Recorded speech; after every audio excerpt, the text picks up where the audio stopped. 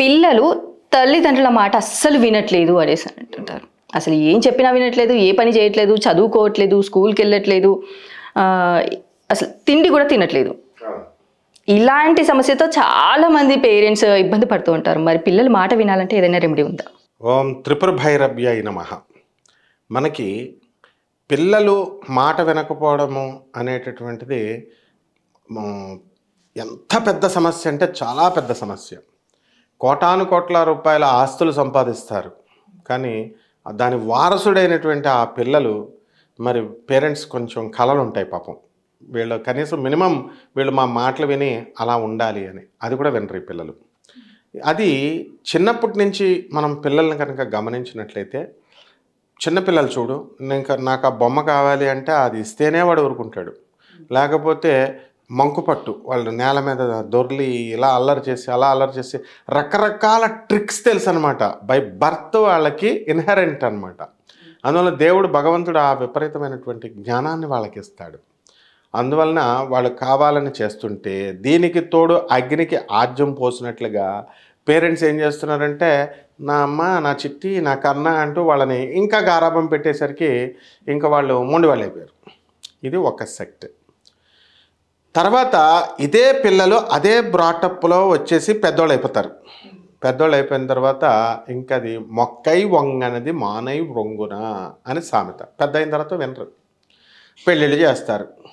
ఇప్పుడు ఆడపిల్లలైనా మగపిల్లలైనా ఎవరు ఎగ్జంప్షన్ లేదు.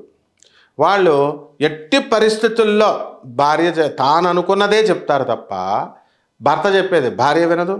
మొండిది భార్య అయితే పాపం భర్త మంచోడు అక్కడ. ఈ కేసులో భార్య వినే సమస్య లేదు. అలాగే భర్త వినని మూర్ఖుడుగా ఉన్నాడు అనుకోడు. పిల్లలు భార్య అంతా చెప్పినా మంచి ఆవిడ, ఈవిడ చెప్పినా వాడు విండు. సో ఇదంతా ఎందుకు వస్తుందంటే రాహు అనమాట. ఈ కలియుగానికి జగద్గురువు రాహు కాబట్టి ఆయన మొండితనానికి ప్రతినిధి. పంచమ స్థానంలో జాతకంలో రాహు కనుక ఉన్నట్లయితే వాళ్ళని మనం ఎట్టి పరిస్థితుల్లో వంచలేము.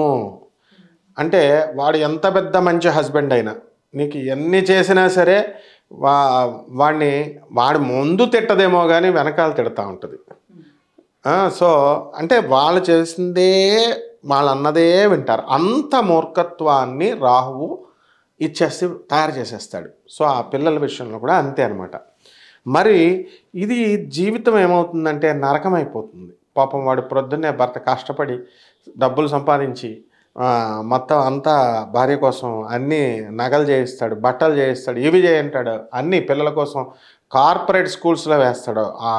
తర్వాత నెక్స్ట్ ఇంకోటి ఏంటి, ఇంటర్నేషనల్ స్కూల్స్లో లక్షలు లక్షలు ఖర్చు పెడతాడు. కానీ గుర్రాన్ని చెరువు దగ్గరికి తీసుకెళ్ళగలుగుతాం తప్ప నీళ్ళు తాగిపించగలుగుతామా? తాగిపించలేము. కాబట్టి పిల్లలు డేస్ అంతా ఈజీగా పాస్ అయిపోతుంది. రైటింగ్ కూడా రాదు. నిశాంత్ అనే కుర్రాన్ని నేను చూశాను. వాళ్ళ ఫాదర్ కష్టపడి మంచి స్కూల్లో చేర్పించాడు. చేర్పిస్తే వాడికి మొండి అనమాట. అనురాధ నక్షత్రం మహామొండి. ఇది అతనికి కావాలనుకుంటేనే చదువుతాడు, లేకపోతే చదవడు. రైటింగ్ విడివిడి లెటర్స్ రాస్తాడు, ఏబిసిడి ఇలా చిన్నపిల్లలు రాసినట్టు. తర్వాత ఫ్రెండ్స్తో పోనీ అలాగని బ్యాడ్ బాయా? బ్యాడ్ బాయ్ కాదు. మరి ఏం బాయ్ అంటే బద్ధకం బాయ్. అంటే మార్నింగ్ ఎక్కువసేపు పడుకుంటాడు, నైట్ స్కూల్ నుంచి వచ్చిన తర్వాత ఫోన్లు పట్టుకుంటాడు. పోనీ గర్ల్ ఫ్రెండ్స్తో మాట్లాడుతున్నాడు అంటే నో. 11th క్లాస్ కుర్రాడు నో. మామూలుగా వాళ్ళు మగ ఫ్రెండ్స్తోనే ఏదో మాట్లాడతాడు. అంటే వీడియోస్ చూసుకుంటూ ఉంటారు వీళ్ళు, ఆ గేమ్స్ ఆడుకుంటూ ఉంటారు. వాళ్ళ క్లాస్ బ్యాచ్ అంతా అంతే. కానీ but it's an international and wonderful school. This is the same case with every one. దీనికి పరిష్కార మార్గం లేదా? తల్లిదండ్రులు గుండెలు గబేల్మంటాయి, లక్షల్లో ఖర్చు పెడుతున్నామండి. It is the case with even the engineering కాలేజెస్లో కూడా స్టూడెంట్స్ అంతా కూడా మరి 26 సబ్జెక్టులు 13 సబ్జెక్టులు బ్యాక్లాగ్స్తో ఐఐటీస్లో చదివినటువంటి పిల్లలు శ్రీ చైతన్య నారాయణలో మా తల్లిదండ్రుల మాట వినకుండా డైరెక్ట్ సొసైటీలో అటెంప్ట్ చేసేసుకుంటున్నారు. ఈ తల్లిదండ్రులకు తెలియని విషయం ఏంటంటే వీళ్ళేదో సిల్లీగా అనుకుంటున్నారు. వీళ్ళు సిల్లీ కాదు, సొసైటీలో చేసేసుకుంటారు. వీళ్ళు గట్టిగా తిడితే సొసైడ్, గట్టిగా ఏదన్నా అంటే బ్లాక్మెయిల్, సూసైడ్ చేసేసుకుంటారని వీళ్ళు భయపడిపోతారు. ముందు యాక్టింగ్ అనమాట పేరెంట్స్ ఇట్లా. సో దీనికి రెమెడీ ఏమిటి అని అంటే, మనకి జీలకర్ర బెల్లం జీలకర్ర బెల్లం పెళ్ళికి ఉపయోగిస్తారు కదండి. అవును. అంటే దానికి ఇంకొకటి కూడా వేయాలి, నువ్వులు వేయాలి, మినువులు వేయాలి 4. ఎందువల్లంటే జీలకర్ర బెల్లం వేస్తే ఏంటి తెలుసా? ఎందుకంటే తల మీద ఇలా పెట్టేసరికి కరెంటు ఎలక్ట్రోమాగ్నెటిక్ వేవ్స్ పాస్ అవుతాయి బాడీలోకి. తో ఒక ఎఫినిటీ అనేటటువంటిది పుడుతుంది, ఒక ఎలక్ట్రికల్ ఫీల్డ్, ఎలక్ట్రోమాగ్నెటిక్ ఫీల్డ్ పుడుతుంది. అందుకని భర్త చెప్పిన మాట భార్య వింటుంది, భార్య చెప్పిన మాట భర్త వింటాడు.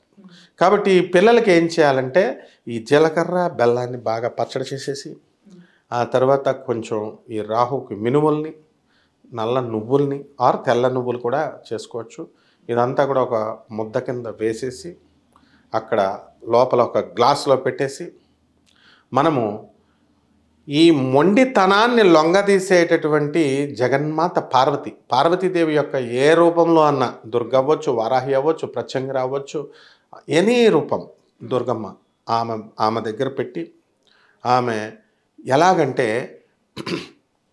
శాకిని డాకినీలకు అధిపతి ఆమె.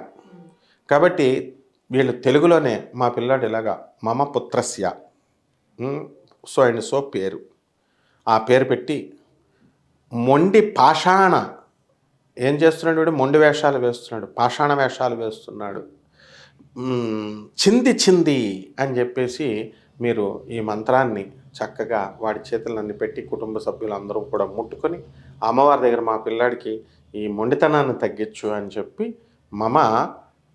వాడి పేరు చెప్పి వశం కరు అని నాకు వశమైపోగాక అని చెప్పేసి ప్రార్థించేసి ఇది అయిపోయిన తర్వాత ఇది తీసుకెళ్ళి ఒక పుట్ట దగ్గర ఈ 4 గిట్లని అక్కడ పెట్టేసేయాలి.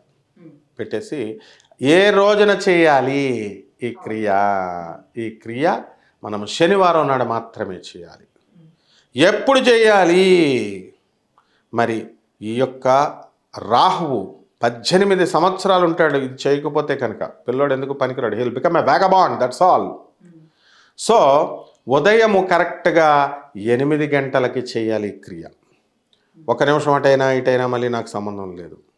ఆ తర్వాత రావి ఆకు మీద తెచ్చి ఆ రావి ఆకు క్రింద పెట్టాలన్నమాట. సో రావి చెట్టుకు కూడా ఎలక్ట్రోమాగ్నెటిక్ ఫీల్డ్ ఉంటుంది. అండ్ ఇవన్నీ తీసుకొని వచ్చి మనం చక్కగా ఏ చెట్టు దగ్గరన్నా పెట్టేసినట్లయితే తప్పకుండా ఈ మంత్రోచ్చారణ అనేటటువంటిది 21 సార్లు చదవాలి ఈ మంత్రాన్ని, లేదా ప్రార్థననే మనము ఆ సంకల్పాన్నే 21 సార్లు చేయాలి, నాట్ సింగిల్ థింగ్. సో ఈ విధంగా చేసినట్లయితే వాడు ఎంత మొండివాడైనా సరే ఆ తల్లిదండ్రుల వశమైపోయి ఉంటాడు వాడు, అందులో డౌటే లేదు. అలాగే గురువుగారు, అసలు పిల్లలు తల్లిదండ్రుల మాట వినాలంటే ఏం చేయాలనేసి చాలా చక్కగా వివరించారు గురువుగారు. ధన్యవాదాలు.